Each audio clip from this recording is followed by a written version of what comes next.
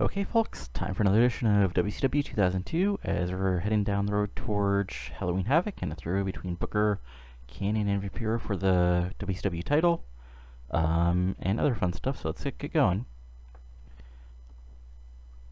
So we start with a six-man between people who need, some time in the ring, and we've got Cash, Lance Storm, and Kaz defeating Finley, Conan, and Tajiri in 1527 when Storm pinned Tajiri with Canadian...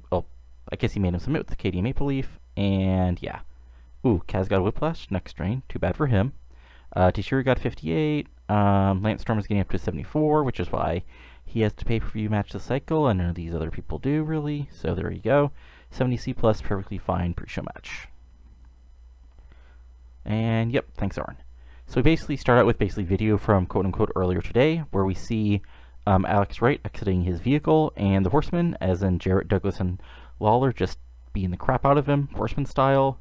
We can get a throwback to the angle where Dusty Rhodes got crunched in the door, fine, otherwise just a fun attack, and the Emperors talk about how, now Ray Jr. doesn't have a partner for his tag title match at Halloween Havoc, as they've been told that Wright, will be injured and out for at least a few weeks, and that was an 84 B+. So then we actually have our match where the Road Warriors defeat Joey Ryan and Ken Anderson from My Developmental in 428 when Hawk pinned Anderson with the Doomsday device. Yeah, this was squash, 40-60. And then basically the Road Warriors have a promo. They accept the challenge from America's Most Wanted. They basically say, a lot of young bucks have thought, they could take down us. And, well, you don't know them, you know us. There you go. Then they do the Down on Danger, Snack on Death, blah, blah, blah. Oh, what a rush. And there you go, 57 C-. Not bad. Then we go from there to a tag match in the women's division, where we have Gail Kim and Lexi James defeating Beth Phoenix and Amy Sakura in 640 when James pinned Sakura by pinfall. Basically hitting a move, then putting her feet on the ropes and getting the pin. And Phoenix and Amy have excellent chemistry. That's great. That means Amy basically keeps her job long term, and that gets us a 54 C-. Not bad at all. Then basically, Lexi, is celebrating, and then Phoenix just turns around, hits the Glam Slam, I think it's called In Flames now, and then, walks away with the WCW Women's title, as the announcers praise her for gaining some payback on somebody who's, caused her trouble. 54 C-. See, women are getting decent angles. Then basically, backstage, Bischoff is upset as horse. Remember, Bischoff is a tweener, so he's not coming this out of, you're terrible people. Coming this guys, I had a tag title match signed. You signed the contract, they signed the contract. And now you're going to ruin it. And guess what? Because of that, Ray Jr. is allowed to have a replacement for Wright at the pay-per-view. So there you go. You thought you were out of the match, a tag title defense, too bad. You aren't. Have fun in Havoc. Then he walks away. 84 B+, perfectly good angle. Canyon looks, pissed off. He's even involved. Jared and Douglas are okay, it doesn't matter. And Flair does Flair stuff. 84 B+. And then basically we have Vampiro in the Graveyard of Souls. Yes, I'm being cheesy. Talking about how, the powers that be don't want somebody like him as the world champion, but it doesn't matter. It doesn't matter that a scion of a legendary, stable or the face that WCW wants to be in charges is in that ring, because at the end of the day, they'll just be another name added to the Deadpool. 89A. Solid promo. Then we have a tag title match where we have Dustin Rhodes and Jason Jett versus Kidman and Morningstar. Morningstar has a cruiserweight title shot. Remember, Kidman distracted Dustin, and so we have this little tag match. And we have Kidman and Morningstar defeating Rhodes and Jason Jett in 8:30 when Morningstar pins Jett by pinfall. So again, he hits him with the title belt, gets a roll up, gets a pin, cheat 63C. And Kidman and Morningstar don't have chemistry as partners. Too bad, so sad. Then basically he'll celebrate with Misty, so Kidman makes out with Misty, Morningstar does his pose, makes the title belt motion, that gets us 69 C+, not bad at all. Oh, 69 with the former porn star manager, yep, that's a thing. Then we have another Goldberg hype video, he'll be at Havoc, talking about the future of his career, 85 B+. Then, there we go. So basically, then we have Bischoff coming out to the ring. He talks about how, there's been trouble the last couple weeks, or really last couple months, You know, has Flair, DDP, and Steiner come all down. You know, they all talk about how they want each other. They don't care about the other guy. You know, DDP's like, you know, I want Flair in the ring. Steiner's, you know, been a jerk. You know, piece of scum maybe, because that's DDP's lame. Steiner's like, you know, DDP's a piece of trash. He's the big booty daddy. He's going to take apart Dick Flair. Flair's like, woo, you know, doesn't matter. You know, I give it to Kim all night long. I can give it to Majija all night long. Blah blah blah. And Bischoff's like, yeah, I should have known this happened. But basically, he's like, okay, if you guys agree to have a 3 with each other at Havoc, if you agree to have this triangle match, that means the winner of the match I can sell to the, you know, the championship. That the winner deserves a world title match. There's like, well, what, you know, for basically like, you know, my man's Kenny got the world title. Why should I care? And Bischoff's like, what's better for, you know, the next pay-per-view mayhem than a Horseman versus Horseman main event? First, like, ooh, maybe, you know. DDP and Steiner obviously agree, and we've got a three-way signed.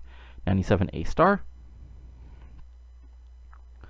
Then we have a really good match. Mike Awesome pinned Sean Hare in 12:30 by pinfall after using foreign object. This match basically came to be because they basically brawled during the War Games match, and they've been healing injuries, quote unquote, since then.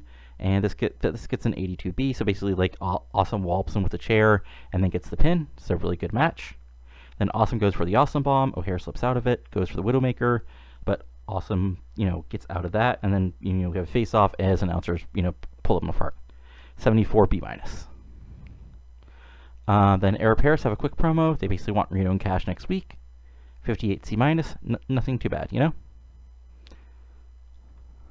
know? Then basically Storm walks up to Palumbo with Stacy, and it says he should have gotten the title shot at Vampiro, and the reason he didn't is because your, you know, harlot of a, you know, manager, you know, did something dirty, and, you know, the truth is I'm still the best wrestler in this company, so if you're, you know, man enough to not, you know, if you're going to be a man, stand up and face me. And Palumbo's like, okay, sure, you get your title shot. 69 C+. And then basically we have a quick thing here where, you know, Canyon, Flair, Douglas, and Jarrett all come out for the main event tonight. Then Booker T comes out, then DDP, and then Remy Shooter comes out and says, actually, talk to Bishop backstage. He says, I could announce my replacement right now. So the man will be my partner at the pay-per-view, and man will be these guys' partners tonight will be Rob Van Dam. And then out comes RVD. Everybody cheers, and yay, everybody's happy. 97 A-star. Then, wow.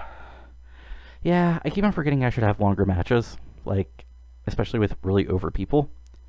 Anyway, and I think what's our best match, or tied for our best match in the save.